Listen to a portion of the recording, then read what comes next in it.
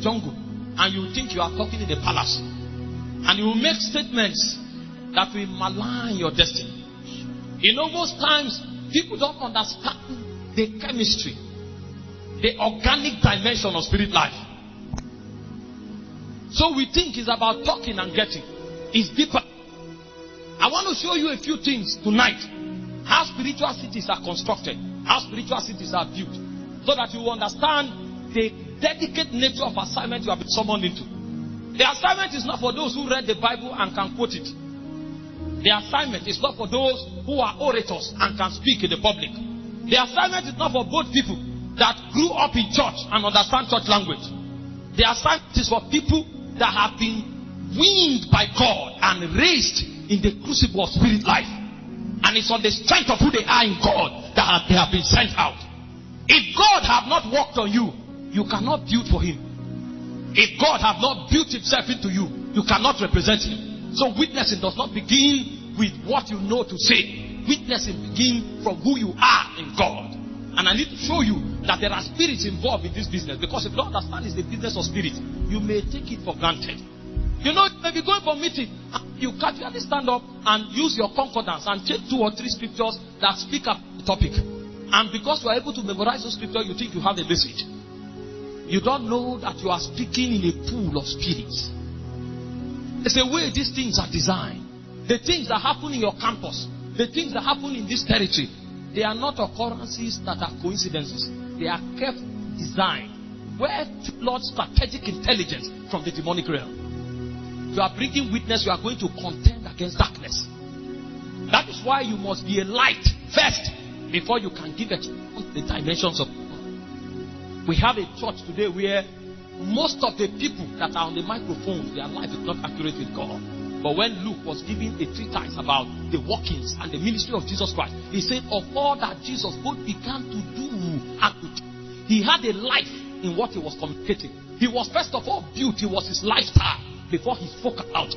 Because he knew that what was due, the dealings that he was involved in was a reality that was in the pool of spirits. You need to understand that spirits are involved. Tell your neighbor, say spirits are involved. It's not a business of men. It's not a business of men. It's a business of spirits. You have been called to represent one spirit among many million spirits. So first of all, you must be accurate with the spirit you are representing before you can begin to expression to him. Jesus will not come to this campus. If you are praying for Jesus to come down, not because he's already here. His spirit has been separated into every one of us so that we can represent him. But the degree to which we represent him is the degree to which we become one with him. There are many people struggling with secret sins. They come to church every morning, but they don't understand why the words of the preacher cannot travel through their soul to touch the fabric of their reality. Many people crying every day, God have mercy. They don't understand why their life seems to be manipulated from up. They make decisions, they make resolutions, but every day they go out, they discover they are puppets in the hands of the devil. There is no sufficient witness on the landscape.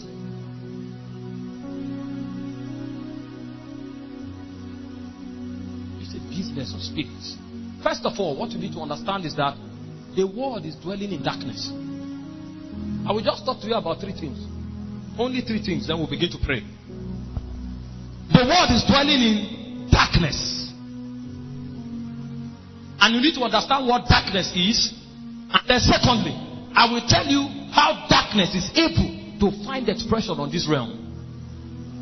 And then when you know how darkness enters this realm, then I will tell you what we'll begin to do to contend with darkness. If you don't deal with darkness, you cannot do business with the souls of men. Jesus, before he sent the disciples out, he said, I saw Satan fall like lightning from heaven. That was why the apostles had results. He first of all contended with darkness. He defeated darkness before he was able to secure the authority over the realm. The reason the people went out and had results was because he saw Satan fall from heaven like lightning. If you cannot challenge darkness, you don't have power to regulate the souls of men. Because men are bound by darkness. First question is, what is darkness? Because if you don't know what darkness is, you may mistake it. Hey. Can we pray in tongues for 1 minute? Can we pray in tongues for 1 minute? Can we pray in tongues for 1 minute? Can we pray in tongues for 1 minute? Most of you are still on the floor. What I'm saying will not profit you much.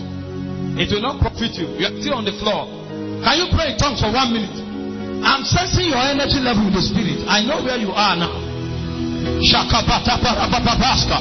Reina napa pariko parianda taala. Merianda pape kazuzwa.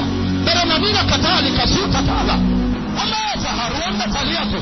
Bele plantas ki parada babelia. Inana namatoria. Tosa tatelia. Hamata. Merianda parende seteria la malakina paradendo.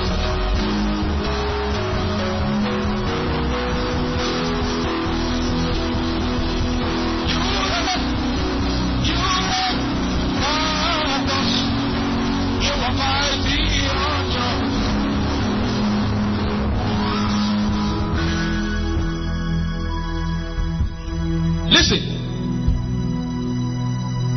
if you study the Bible carefully, you will discover that amongst many other operations of darkness, there are 3 major spheres of darkness. The first sphere of darkness that you find in scripture is that darkness is a civilization. Darkness is a civilization. You may find yourself on campus and you discover everybody is dressing half naked. And you think it's a trend.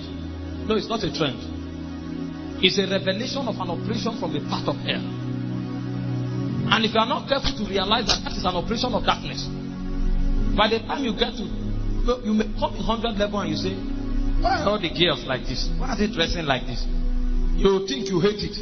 But when you are there for some time, at 200 level, you discover all your skirts will be substituted for tight trousers. After some time, if you see your picture in 300 level, in NC3, and you compare it with your picture in NC1, you will discover you have become a different person. You know why? You came into a civilization you were not aware. It's a civilization. You can be in Egypt for a long time, and then you discover that you fall in love with cucumber and garlic. And even when God says, come to the land flowing with milk and honey, you will prefer cucumber to milk and honey. You know why? You came into a civilization you were not aware. You notice when Cain first of all deviated from God, he didn't understand that he was on a journey to build a city. He thought he was just jealous. How can God accept my brother's offering and not accept mine? And then somehow he was instructed carefully by demonic intelligence, and he carried his brother to the field and slew him. And when the monarch of Zion showed up, he said, Cain, where is my brother? And Cain said, am I my brother's keeper? Do you know why Cain spoke like that? Cain spoke like that because he knows the presence of God. You know, they were cast out of the Garden of Eden, but they were not cast out of Eden.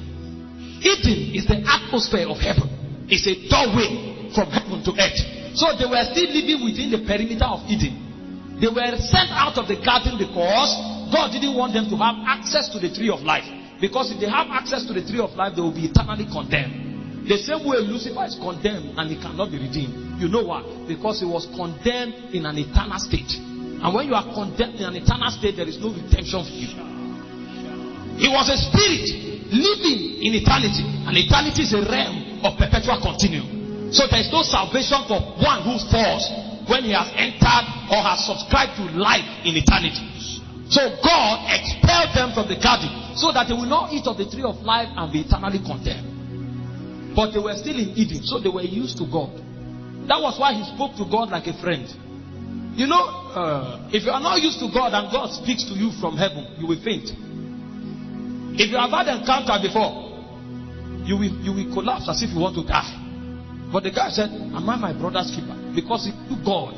He hears God. They speak with God. In fact, it was by knowing that they realized they were supposed to provide sacrifice to God. They knew they could interpret spiritual language. They understood bodies. They understood summons. All of these things are organic realities. They knew it. But they did not know that God had many dimensions.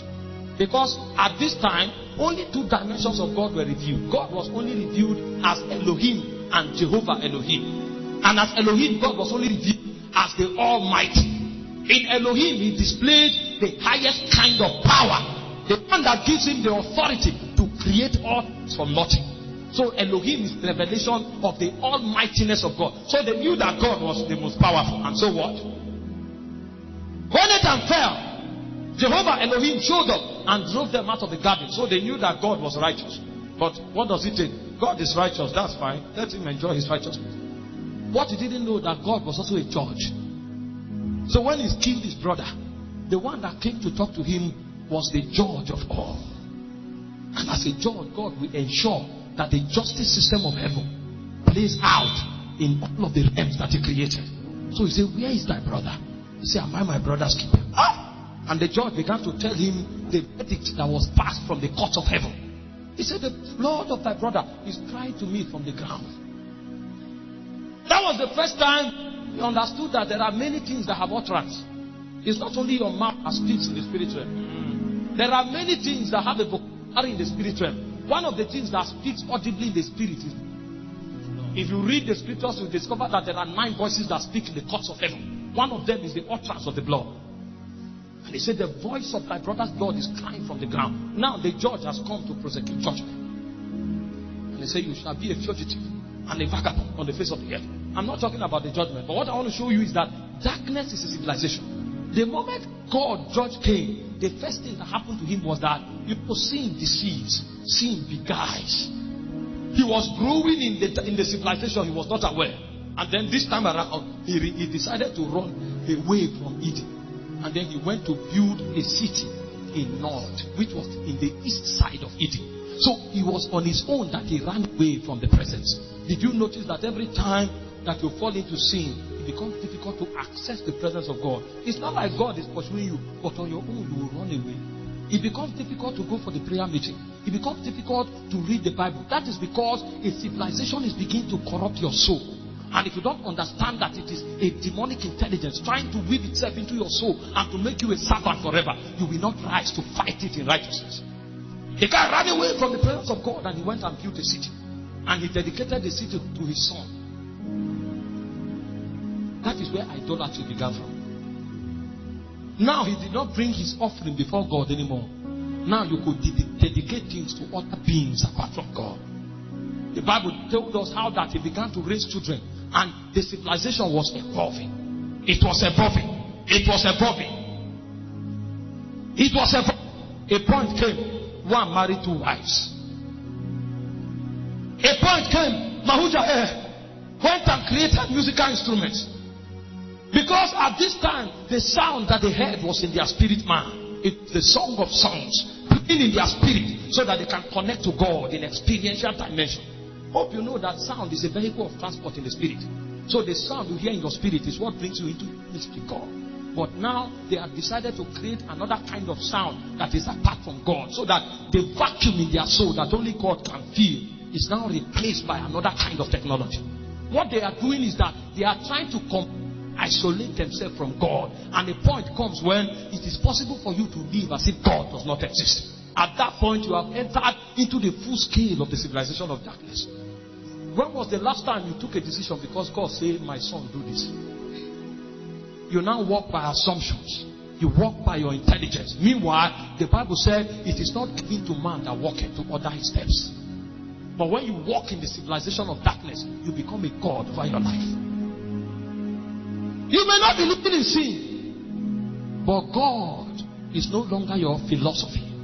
God is no longer your ideology. You can quote many things you know, but not God. If you are there, know that the verb of your soul is already weak. Demons are already controlling your life and your destiny. Darkness is a civilization. Darkness is also a system. It's a system that works other entities into you. A point comes, you discover that things work in your inside that you can't control. Rather, they control you. Have you seen people that are so full of the spirit of rage? If you just say, hey, the next thing they have, the slap has gone in your direction. And then they go and cry. They say, this anger, I don't know what to do about it. You are under the influence of a system. Something else is working on your inside apart from God. Have you seen people that are under the spirit of lust? The guy comes back and he thinks about this girl. He rolls on the bed, and then by 10 a.m. he stands up. He's going 10 kilometers to see the girl. Because that thing working in him is an operating system. It controls his life. There are some that are bound by the spirit of pornography. Even if they come back and they are tired, dead tired, they must watch it. It's a system.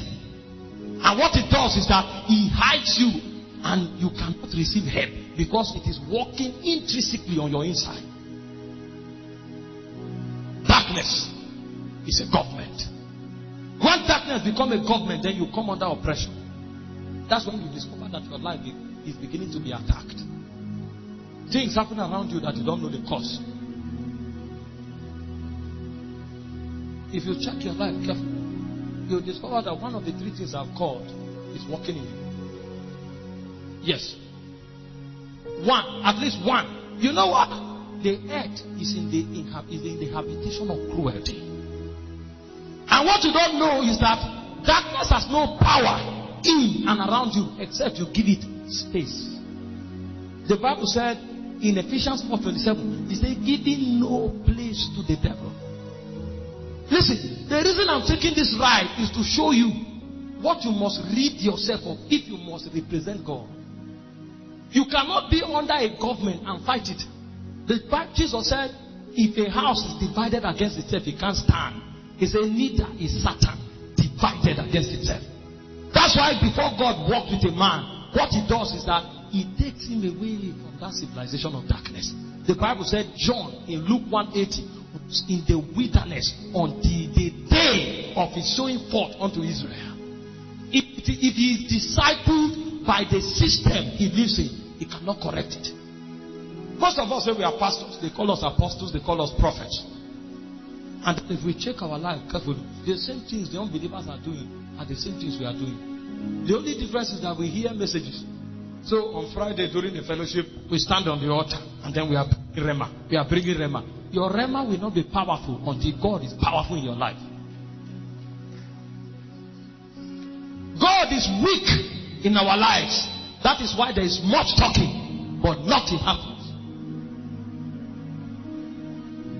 We are in a battle with spirits. Spirits are masters of building cities. It is their description. It is their nature and their essence to build cities. When you bring yourself under the influence of a spirit, he's not only interested in colonizing you, he wants to use you as a gate to take over your family and your territory. He said, giving no place to the devil.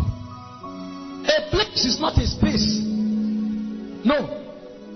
A place is a window of possibility bequeathed you by God, in which there is a possibility of expression. It could be an authority. It could be an anointing. It could be an ordination. It could be your heart. But it is not a space. It's a possibility window that God bequeaths you by his sovereign power. And within that possibility range, a lot of things can happen. So if you allow the devil space into your authority, through that your authority, he will rule to the degree that that authority covers. The reason most people are weak today is because the people that have authority over them fail. The Bible said concerning Jesus, he said, I sanctify myself so that they too might be sanctified. Because of his authority, everybody that is under him, anything that happens to him can impact them. So Jesus said, Simon, Simon, Satan desires to have you, that he may sift you like wheat, but I have prayed for you. He said, and when thou art recovered, strengthen thy brethren. What did you read there? Because Peter is becoming weak, the brethren are becoming weak. By reason of his leadership, he has authority over them. So what happens to Peter can impact on the entire fellowship. That is called a place. The devil will fight and look for it. You were born guilty, not because you did anything wrong, but because by Adamic authority, you are included in him. So when Satan was gunning for Adam, he had you in mind. Because a place is a window of authority. It could be an anointing. As you are, the sphere of your anointing, the degree to which your anointing can impact your world is a place. And if the devil gets you and corrupts your anointing, everybody that your anointing will impact, it will have a negative effect on that person. Did you study about Balaam? Balaam thought he was greedy for money. But the time came, the Bible said it was an error. Revelation 2:14. The Bible said it was a way. So a lot of people began to walk in it. Why? It was a place. So when the devil is tempting you, don't think it's about what you like and don't like. The being is seeing something you can't see. He's seeing your authority. He's seeing your ordination. He's seeing your anointing. He wants to colonize you and your world, so that everything your influence can impart, it will become a window for him to find expression. And Peter said the judgment on us who are leaders will be more severe. Did you not read? Paul said, as much as we have loved you, we have not only imparted unto you the gospel, he said, but the very substance of our soul. A man who is under you, when you talk, you impart that person your personality. So when you are corrupt, you transmit corruption. The reason our witness is not effective is because most of us are puppets in the hands of the devil. If you notice that you are falling, stop preaching. If you notice you are falling, stop discipling. Because what you are doing is that you are transmitting a corrupt fountain. Go and stay with God until you are purified. It doesn't matter what they call you. Because he said, you make one of these little ones fall into sin. He said it will be better a grinding stone is tied to you and you are cast into the sea.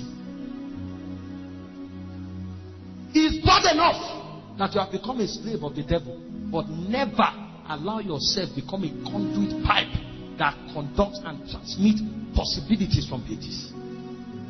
That's what the devil is interested in. Because of your desire, you are the only being that has the right, the legality, and the capacity to bring possibilities from the spiritual into the natural. There is no other entity God created that has that capacity. Only that capacity. So if spirit that want to find expression in the earth realm, he will need the gate of man. He say, you giving no place to the devil. It's called the technology of spirit civilization. How spirits infiltrate the earth realm. I want to give you the big one now. I just hope people can receive this one. You were created with a vacuum. You cannot but trap and give expression to spirits, whether you like it or not. That is how you were designed.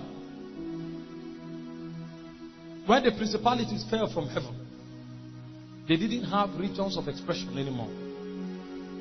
Because the Bible said there was no place found for Lucifer in heaven. The only way he could have possibility of was in the earth realm. So he came to beguile the man. And up until today, that strategy is still ongoing.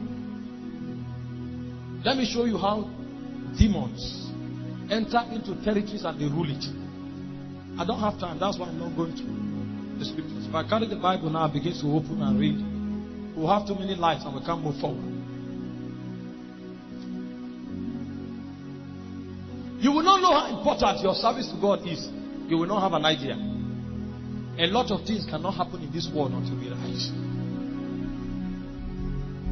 Men are not the same. We are different.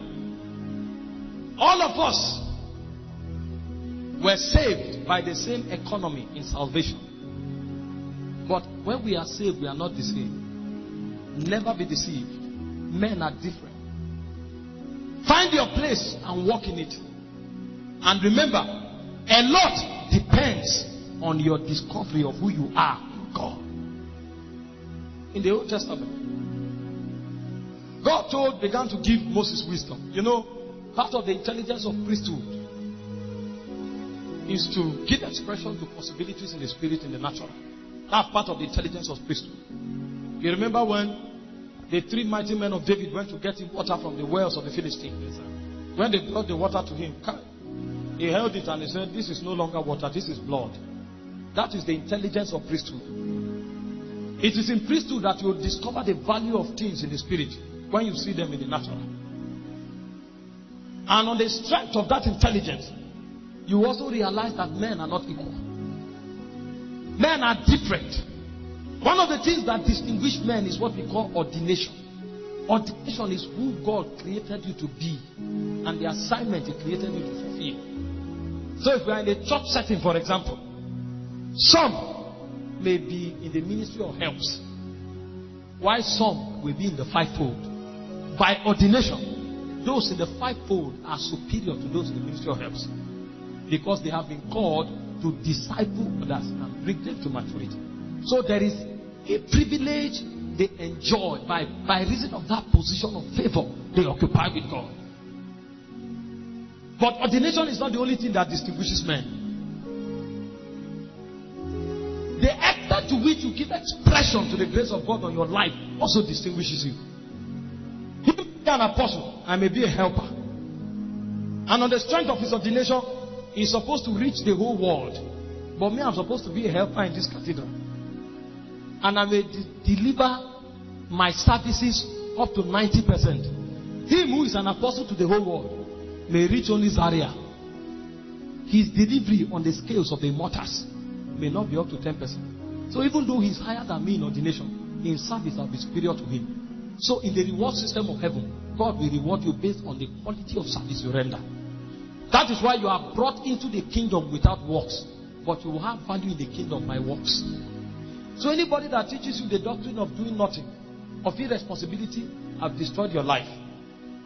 You did nothing to come into the kingdom, but you will do everything to be relevant in the kingdom. The Bible says, having received the kingdom that cannot be moved, you have received it, you did nothing for it. He said, but let us receive grace, wherefore we serve God acceptably, in reverence and godly fear. For our God is a consuming fire. The consuming fire is the judgment of God. So the degree to which you will be rated is subject to the kind of service that you render. So on the strength of service, men are still distinguished into ranks. And then the third thing that distinguishes men in the kingdom is intimacy. God loves those that have intimacy with Him. It is one of the lusts of God to find worshippers that worship Him in spirit and in truth. So any man that has intimacy with God is different from every other person. Paul said, we are the circumcision. We are the separated from the world that worship God in the spirit, rejoicing in Christ Jesus, having no confidence in the flesh. So in case you want to define the life of Paul, he has given it to you. We are separated from the world. Our life now is a perpetual devotion unto the Lord, and we do that in the spirit. And we don't do it because we are orators. We don't do it because we are skillful. We do it because we have lost our confidence in flesh and rely completely on God. So that is a mobile altar. You are in the examination where everybody is cheating. You won't cheat, you will fail, and you will repeat the course, and then you choose not to cheat. That is worship. It's not singing with a good voice. Worship, give your life back to God as a sacrifice. These are the things that distinguishes men in the kingdom. And when principality find men that have rank, they are the ones they go for first territory. If a principality comes to a territory, he will not fight the ordinary man. He will look for the gifted man. Because if he gets one gifted man, he has conquered 1,000 people. You know, the name principality means a prince without a territory. The word is prince. Equality is an ancient English. He is a prince that have no territory. He had a place with God, but he has been cast. There's no place for him anymore. So what a principality is looking for, his greatest obsession is place. The greatest obsession of a principality is to have a place among men, because that's the only thing he lacks. Did you remember that the Bible said Lucifer walked in the midst of the coals of fire, and that he was in Eden in the mountain of God in Ezekiel chapter 28 verse 13. But when he was cast from there was no space. So principalities look for space, and when they come to a territory, all they are looking for is to have a territory where they can rule. And the only way they can access a territory is to look for people that have a very large place in that territory. and they enter into them. And the moment they enter into them, they have authority to the degree to which those men have authority. That's how spirit cities are built. So, for example, a prince enters this territory and begins to look for those who are prophetic. And then he discovered there are 20 prophets on this campus. And the scope of their ordination is to reach the whole world. So they will first of all labor to corrupt those prophets. Did you notice that the anger of God is so vexed against the princes that destroy the prophets? He said in Revelation 2:15, he said, I will kill you on the bed of affliction. You that corrupts the prophets with immorality. So demons don't waste their resources. When they come, they look for the gifted ones. If they can enter into you, oh man, they have taken the land.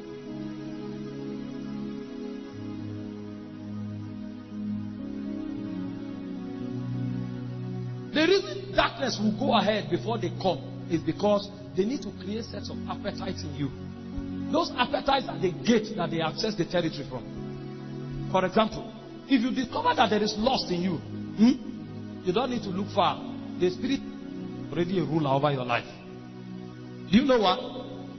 The Bible said in 1 Corinthians chapter 2 verse 14, it said, we have not received the spirit of this world, but the spirit is of God. Wherefore we know the things that are freely given to us. So the same way you receive the spirit of God, the same way you can receive the spirit that is of this world. But how does the spirit of this world enter into a man? He said, love not the world, neither the things that are in the world. He said, for they that love the world, the love of the Father is not in them. So anytime you discover that lust is operating in you, another spirit has been enthroned over your life. He said, what is in the world? The lust of the flesh, the lust of the eyes, and the pride of life. So if you discover that your operating system is pride, you don't need to go far. There's a being correlated over your life. Have you noticed those young guys that anytime they say there's a gathering like this, then they rush and carry their father's car. They will not come until every place full. So they will drive. And when they are coming, they drive rough to create attention. Then they park. And when they park, they just come out. So that you will see that they came with a car. What is their operating system is pride. Those type of people, you don't need to check too far. The prince of this world is already ruling over this. You find a guy that all his priority is women. He wants to impress every girl. When they say, come and give in church, if they say, put the money in the offering basket, he will never pledge. But if you say, those who want to give 20,000, come out, then brother will move. And then he will stand like this. He is being conscious of everybody that you see that he's the only person that has the capacity to give 20,000. He is under a prince, the prince of this world. If you say put the money in the basket, he will never. Lust, pride is ruling over him.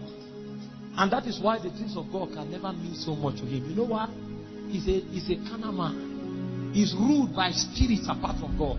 And he said the natural man receiveth not the things of God. They are foolishness unto him. Neither can he know them because they are spiritually discerned. Did you notice the set of people that Paul said the gospel cannot impact are the people that the prince of this world have blinded their hearts? Their hearts are blinded. So a principality comes into a territory. He looks for the gifted guides. And if he takes over their lives, he has taken over the territory. This is what they do. If they find a prophet, for example, or find a few prophets, they may need a quorum for them to be able to rule over the territory. So when they enter, they will gather the prophets and they will pervert their gifts. You know, the devil have no gift to give. Only God gives gifts. And the problem with the gift of God is that it is without repentance. So even if you choose to worship the devil, the gift will still be operating. So they will make out of them witches and wizards. If the guy is not so trained, he may not know, but everything that comes out of his mouth is negative. He doesn't know that those things is uttering. If you just stand and say, this land no go ever better. They are using the gate of his authority to place a curse on the land. And he never knew that he was a ranking prophet in the spirit. The prince went ahead of him. So those words that he's speaking is imputing negative energy into the territory. And because he has said it, it will stand. Because he's a king in the spirit. He said, where the word of the king is, there's power. Who can say unto him, what doest thou? I'm showing you how these things work so that you become careful. Because some of you will say, is it a bad thing? That's what I felt. Is it now wrong to say what I feel? You don't know you are giving vocabulary to a spirit that wants to rule over the land. Jesus said every idle word a man speaks, he will account for it. And sometimes they train them so much, and they become skilled in the art of sorcery and wizardry, corrupting the land, polluting the land with costs.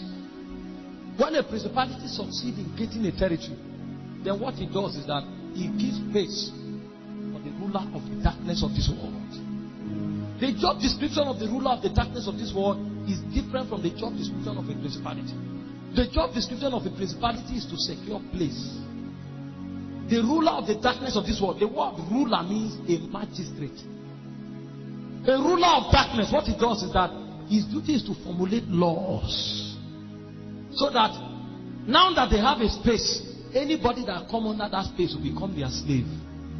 So they are the ones that preserve the heritage of darkness in the land. They formulate laws. Whereas a principality works with a witch, take over a territory through costs, through divination. But a ruler of darkness works with a witch that have increased in rank. The rank of those ones are called warlocks. A warlock is a wise man. They are the ones the scripture called wise men. Did you read about Babylon in the book of Daniel?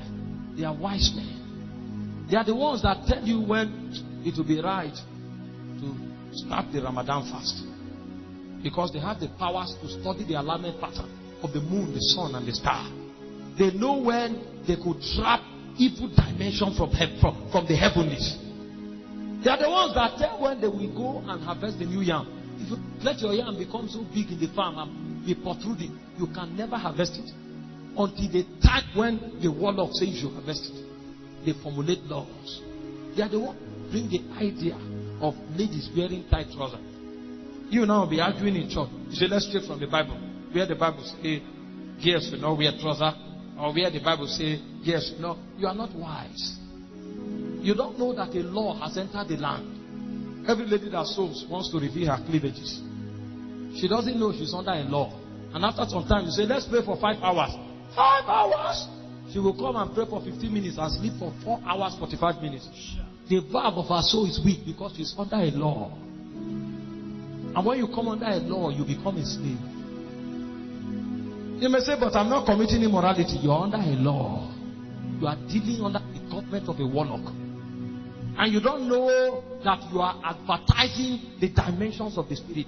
The moment you become an agent of the demonic realm, you become an advertiser. So the demons, if he wants to choke the heart of the guy who is learning and trying to follow God, he will just lead you to pass on the guy's street. And the guy he fell 2 weeks ago. He's trying to clean himself back. So he started a 3 days fast. And then when he came out on the 3rd day, he now saw you. And then he goes back and start masturbating. Anytime the spirit wants to rule, he will just go like this. And then you, the puppet, you will just do your mascara, put your foundation. And then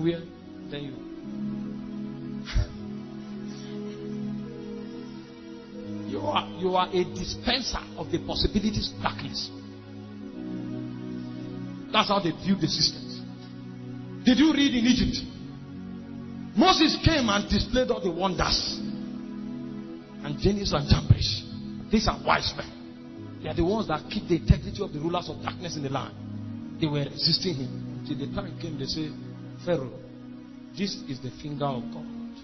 When the warlocks give up, the authority of the ruler of darkness is expiring. That was when deliverance was revealed. And did you notice that in Exodus chapter 12 verse 12, when God came to judge Egypt, he didn't judge only Pharaoh. He said, I will come down to Egypt and I will judge the gods of Egypt. The rulers of the darkness that kept the people in perpetual bondage, God came and judged them. When they were leaving Egypt, they traveled through the Red Sea because they needed to destroy the Leviathan that is in the belly of the ocean. You may not know that medicine originates from the intelligence of Leviathan. In ancient history, when the study of medicine began, if they bring you to the serpent and the serpent kisses your forehead, you will be healed. That's where medicine began from. I was talking yesterday at the College of Health Science in Benue State University. They just graduated their doctor. It was a massive conference. They said, come and speak. And then we began to tell them about the anatomy of man. You know, they studied the body in the lab, but they didn't study the soul and the spirit. So we needed them to understand that the spirit rule over the body.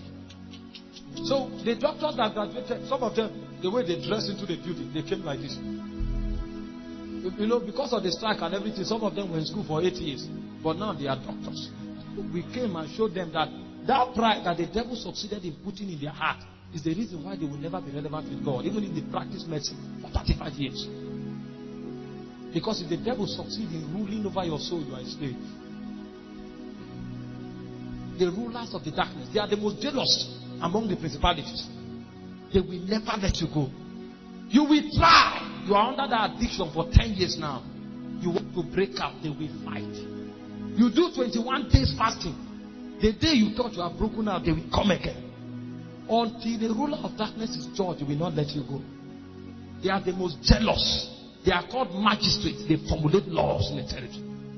And when the ruler of darkness succeeds in putting people under bondage, then spiritual wickedness in the heavenly places come. See, that's the succession Paul outlined in Ephesians chapter 6 from verse 12 to 18. The spiritual wickedness, their job is to perpetrate wickedness. That's when you just wait. They tell you that there is kidney problem. Why? The wickedness is now working. You walk with a principality, you were enjoying yourself. That time you were wearing short skirt. Every boy that see you say, you are beautiful. You say, thank you. You go and stand at the road. You are taking selfie. In the afternoon, 2 a.m., when the sun is hot, then you see them with photographers. They'll stand like this. They'll stand like this. They want to upload it on Facebook so that they can have 700 likes. That time, they didn't know they were slippery under the corridor of the principality. Until they arrived where the rulers of darkness are. And then they woke up one day, they say, your womb have a challenge. So they now begin to look for God. Even if you carry torchlight, you can't find him. Because your soul is corrupt. Demons are intelligent beings. The principalities, some of them were archangels. The archangels were the first angels that God created. They were there when God designed the foundations of the world. He said in Job 38 verse 7, he said, where were you when I created the foundations of the world? The sons of the morning sang into creation. Lucifer, he was the one that walked in the midst of the coals of fire. It was when Lucifer left heaven that the seraphims took his assignment. The seraphims that are called the burning ones, the work they are doing in heaven now was the job description of Lucifer. He walked in the midst of the coals of fire. He was the one that guided the holiness of God. The Bible said, thou that sealed the sun. When Lucifer shows up, the sun go dim. He was brighter than the sun. Thou that sealed the sun. If he walks here now, you will not see the sun again. He said, from the days of that creation, that pipes and that tablets were indeed. The guy was created with musical instruments. You see the keyboard, the drum are all laboring. Lucifer doesn't need this one. If he shakes like this, he fills heaven with sound. He knows the emotions of God. That's why he's the only cherub that is called the anointed cherub. Because he had a connection with God where he could read his emotion. If God wants to dance, Lucifer knows what to do. He just needs to shake. His pipes and his tablets were in him. Anointed cherub, full of glory. The Bible said the merchandise of wisdom and beauty were part of that creation. And that being fair, you think you are wiser than him. The only advantage you have against him is to be hidden in Christ. It's not given to man that walketh further his steps. You are doing business with principalities and powers, rulers of the darkness of this world, spiritual wickedness in the heavenly places. The first set of people that provide witnesses are the intercessors. That's what I want to talk about in the next 10 minutes. Then we'll begin to pray. There will be no witness in the land except intercessors arise. Intercessors are the sort that talk to a generation. Meanwhile, it's important for you to know that there is rank in intercession. If you study Ezekiel chapter 14 verse 14, the Bible says even if Noah, Daniel, if they come here, they can't deliver the land. They will only deliver themselves. That means among all the other intercessors, God picked those ones out that they have rank. Did you read in Jeremiah 15 verse 1? He said, if someone is coming, not pacify me. That means in the whole of the existence of the human race, the only people that can move the hand of God, even when he's not willing, is Samuel and Moses. There's rank in the intercessory quadrant.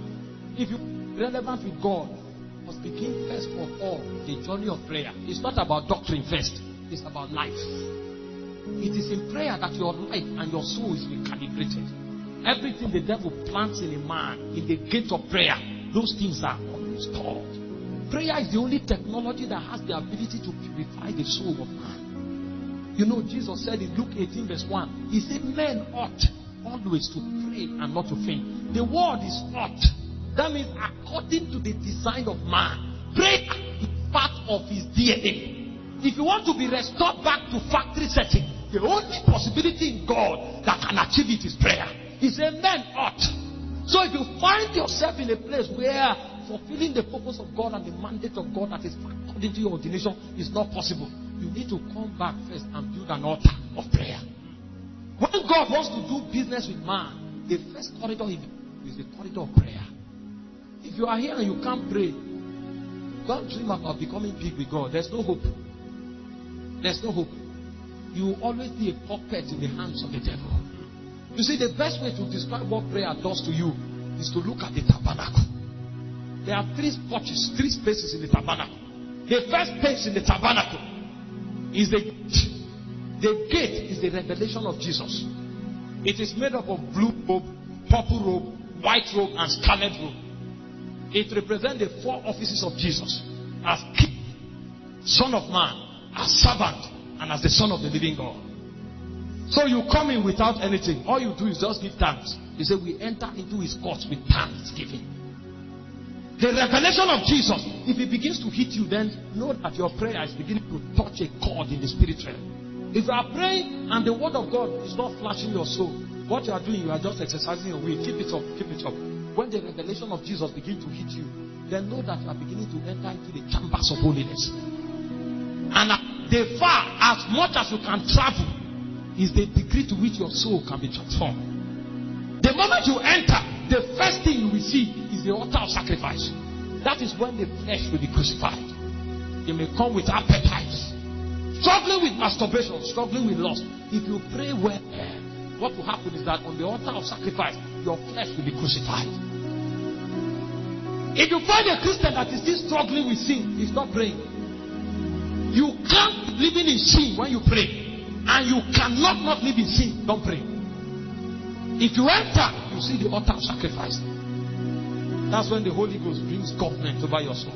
Government. You wake up, you want to eat. You say, no, don't eat. If you want to touch the food in your mouth, you feel as if somebody has died. What is happening is that your prayer have taken you as far as the altar of sacrifice. So the Holy Ghost wants to tame the flesh. The powers of the flesh that makes you a slave in the hand of the principality. The Holy Ghost wants to cut it off. Because the moment the appetite is destroyed, the prince is dethroned. What gives him authority to keep working on you is because the appetite is alive. There are 5 things you will die to as a believer. 4 of them you die to in Jesus. The only one you will die to is flesh. And one you will do it as a living sacrifice. You will be alive like this. They will be cutting it off. That's why it's called a living sacrifice. You will be alive. The Holy Ghost will be cutting your pride. You will be chiseling it like this. Right? You come to a place, then you say, go and kneel down there and apologize. If you don't do it, you will not pass that class. You will repeat it for 10 years. If you like, be the president of JCCF. You will be there for 5 years. Until he deals with it, you can't move with God. And when you travel from the altar of sacrifice, then you come to the laver. The laver is where the priest washes his hand. That water is the Holy Ghost. It's the sanctifying power of the Holy Spirit. Pray, you discover that you are changing from the inside. Why? Because men ought always to pray and not to faint. By the time the Holy Ghost works on you, washes you sufficiently, then you are brought into the inner court. In the inner court, the first thing you see is the altar of shewbread. God begins to feed you with new substance. You know, before now, all you had were philosophies of men. They say heaven helps those who help themselves. My brother, where I come from in my village, this is how we do it. This time around, God will begin to give you fresh supply. You have lived on human wisdom and demonic intelligence for long. Now is the time for you to begin to interact with the Rhema. The word of God comes alive. And as you hear it, you are strong. You are strong. There was a time I had this need for money. I called on my friends and everybody didn't have anything to give me. So what did happen? As I slept, there was a song in my spirit. spirit. And now I began to sing the song. Because now I know that sound is a vehicle of transport. You know, sometimes you pray, you don't see answer. And then the moment you finish praying, going home, and then that song begins to play. I have a very big who is always by my side. Very big, but by my side. You didn't know that song is the transport that will take you to where God is called El Shaddai. The supply of God that makes it big. That song is what will travel you there. You have done your prayer, but the vehicle have come. If you are not wise, you will not know. Then you will kill the song. Say, this prayer I want to pray, the works. When a man is growing in God, he becomes wise. When those things come, he knows that, oh, his answer has come. Then you sing it until the song dies. As the song sang in my spirit, I sang it. And suddenly I heard a word. He said, woe unto the man that trusted in man and putteth his confidence in flesh. He said, for the arm of victory fail. So all this work was looking for money, my confidence was in flesh. But when this word came, strengthened, instantly, I received an alert. Instantly. So when you come in the gate of prayer and you read the altar of shewbread, God begins to strengthen your spirit, man. And as God strengthens your spirit, man, then you behold the menorah, where God lightens your spirit. The candle stand. In the outer court, the light is the sun. In the inner court, the light is the rhema. The menorah is what lightens you.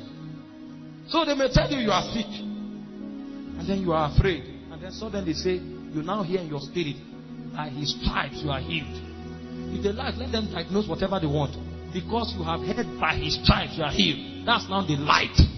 That's why it said, thy candle shall light my feet. Job said, oh, as I was in the days of my youth, when the secrets of God were upon my tabernacles. He said, when I walk through darkness by the light of God. At this time, he's not walking with the philosophy of men. He's walking with the lighting candles of the menorah. And when you do that for long, then you come to the altar of incense. That's when your life can begin to provide witness. You are ready to come into the Holy of Holies. If God does not raise intercessors, there's no hope for the land. Because only on the altar of prayer does God raise his Puritans. And in the last day, only Puritans can proclaim the gospel. Because the gospel in the last day is the gospel of warfare. Spirit will fight. If you are not a Puritan, you can't stand and witness for Jesus in last week.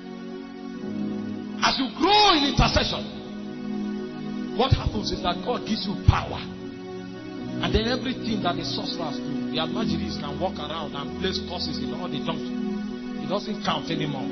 When you lift your voice, it rises as incense into Zion. It will rise like a mist into the Holy of Holies. And it will download realities that will choke everything that was done. That's when suddenly you see revival will begin to break out. The people you were begging to come for fellowship from NC1, suddenly they now begin to come. The hunger begin to rise in their spirit. They want to know God now. Why? They can't tell. The powers that hold them bound, prayer is beginning to uninstall it, because intercessors are rising on the landscape. When intercessors begin to rise, then the incense from earth begins to go to heaven.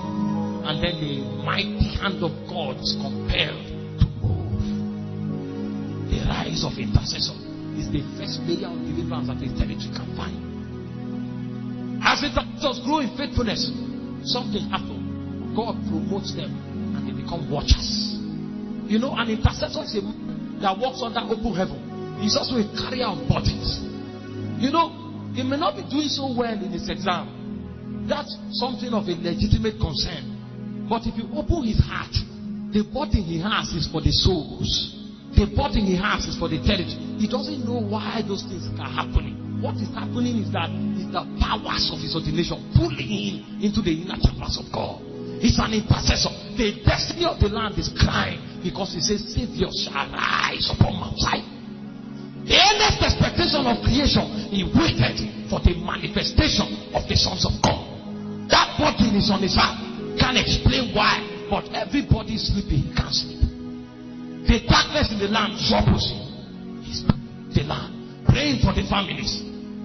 And because he walks under open heaven, every time he cries, heaven hears him. Elijah came to the king. He said, before God whom I stand. That's an intercessor. is walking under open heaven. It's a mobile carrier of the presence of God. So it can legislate the counsel of God in the land. Legislator of truth. As he speaks, God raises his rank. He becomes a watcher. When he becomes a watcher, what happens is that nothing can happen in that territory without, unless he's aware. Nothing can happen. Those are the type of people that God will say, can I do a thing without telling my servant? It's not the gift of the Spirit we are talking about. We are talking about ranking men in the Spirit. He has stature with God. Nothing can happen. Abraham sat at the gate and he was watching, and suddenly 3 men walked by. He knew by priesthood intelligence that these are not men. My Lord, my Lord, my Lord. He has entered into a wisdom that is deeper than what mortal men can access. My Lord. He said, come in, come in. Ah! The first thing they came, they said, well, your crisis is answered now. Your wife will be with child, and in the next time of life you will give birth. But that's not why we came. Why we came is because the iniquity in Sodom have risen to heaven, and we have come to judge it. Ah! That's when the watcher began to legislate in heaven. What happened there now was a courtroom. He said, what if you find 50 righteous men? He said, far be it from you, the righteous God, to destroy both the righteous and the evil. What if you find 50 righteous men? He said, if I find 50 righteous men, I will get the land. They were going. He said, let my Lord be offended. What if you find 40? He interceded until he stopped at 10. The reason he stopped at 10 was because he felt that based on the discipleship Lot has enjoyed from him, by now he should be able to disciple 10 people. But Lot was sleeping. So all of you who are intercessors and are sleeping here, you are the reason why this place is filled with darkness. Yes. You know, the ordinary Christian has no part to play, so it's not his problem. But you, that the Holy Ghost is troubling you every day, you have a part with him. And you are the one that the Bible said, if I tell the wicked man he will die, you don't tell him, I will demand his blood of your hand. Because by reason of your ordination, you should partner with Zion and bring to pass the counsel of God. What if you find 10 righteous men? Say, I will spare the land. So right, go ahead. That's a watcher. Did you read about Samuel? At the point came when the anointing of Samuel covered the whole of Ramah. You cannot enter man unless he permits you. Saul sent soldiers. They came, they began to prophesy. These people didn't know God. And then Saul was grieved and he came with armor. And the Bible said he prophesied naked throughout the night. Why? Because a watcher had created a surveillance over the land. Watchers. Watchers must arise. If the iniquity in the church will be corrected, then we must raise watchers. You see the choir, they are singing. All the dance steps, they are dancing. The same thing in the club. They are bringing the civilization of iniquity into the church. And you say, well, something wrong with it. No, nothing is wrong, but it's an inspiration from Hades. And it cannot survive on the altar of God. And the reason it continue to prosper is because they are not watchers. Watchers are like customs officers. They check the commodities that travel into the courts of God. That was why Daniel, they said, come, we want to make you a prince over the land. He said, no. Make Shadrach, Meshach, and Abednego princes. He said, me, I will sit at the gate. Because the gate is where legislation takes place. They may promote you, say, become a governor, and say, thank God, thanksgiving. If you know you are a watcher, you say, please give another person. Me, I have checked in heaven. I read the handwriting of my ordination. Governorship is not part of it. On what God wrote from Zion, I'm supposed to keep the heritage, the worship, and the memory of God alive in this territory. So give that position to another person. Me, I will sit at the gate. At the gate, legislation takes place. You know, you may think it's the guy standing on the altar that is the most important person. If you check the scales of Zion, you will discover that God will call 15 people before he calls the man on the altar. The guy that makes things happen is the guy that knows how to deal with the roots in the spirit. When you grow as a watcher, then you become a judge. As a judge, you become like the right God on earth. Anything God wants to do, he will relax because you are there. Did you read about best? They said they wanted to do a witchcraft meeting. He said, so long as God is in heaven and me am on earth, it won't. He didn't need to invoke God. He had grown to a level where he can wield the authority of Zion. I don't know what motivates you. Me, I have a motivation that has relevance in the kingdom. There are things that are bigger than time and space. They are relevant, more relevant than blood and bone. Men of understanding, they pursue after those things. He said, no. We don't need to pray. I heard a story. They said, Oba of Benin gathered people. He said, we have tried all the sorcery, but the rain can't come. So they gathered all the pastors. The pastors said, okay, let's go and pray for 7 days. And the young man stood up and said, is it rain that's your problem? He said, go home. Run.